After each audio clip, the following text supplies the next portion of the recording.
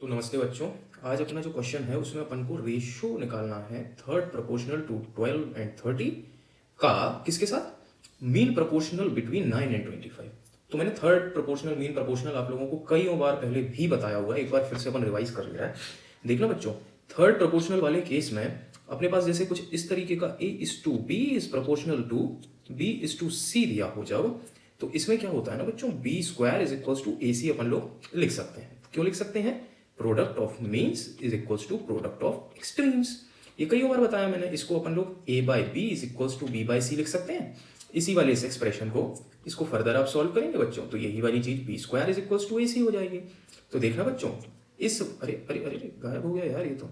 इस वाली स्टेप से देखना बच्चों, ये वाला स्टेप है ना अपना, इस वाली स्टेप से C जो कि अपना थर्ड प्रोपोर्शनल है वो B²/A आ जाएगा। तो अब इधर आते हैं अपन लोग, इसमें अपन को बोल रहे हैं कि थर्ड प्रोपोर्शनल निकालो टू 12 एंड 30।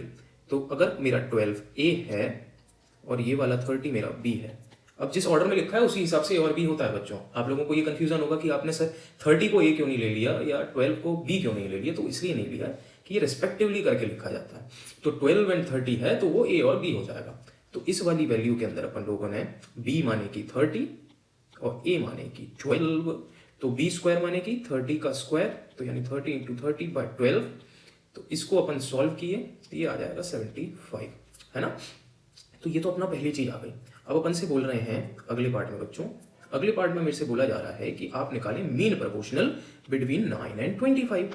तो देखना बच्चों, ये चीज तो मैंने आपको थर्ड प्रोपोर्शनल की बता दी, कंफ्यूज नहीं होंगे आप, ठीक है।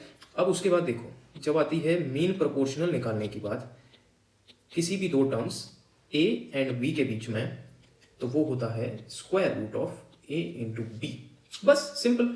तो इधर देखना बच्चों, इसमें 9 और 25 दिया हुआ है। अरे रुकना एक सेकेंड, ये 9 और 25 दिया हुआ है। तो अगर इसमें अब अपना 9 क्या है, A is equals to 9, B is equals to 25। अब देखना 9 इंटू 25, पूरा मल्टीप्लाई करने की जरूरत नहीं है बच्चों आपको। इधर 9 किसका स्क्वायर होता है, 3 का, 5 किसका, ये 5 का स्क्वायर होता है 25। तो स्क्वायर रूट है तो 3 इंटू 5 लिख देंगे, ये 15 आ गया। अब अपन से बोल रहे हैं भैया आप थर्ड प्रोपोर्शनल और मीन प्रोपोर्शनल के बीच का रेशो निकालें।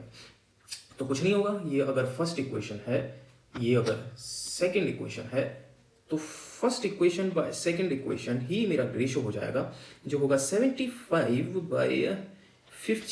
तो 15 5 75, तो 5/1। तो फिर रिक्वायर्ड रेशो कितना हो जाएगा बच्चों, ये हो जाएगा अपना सर 5:1।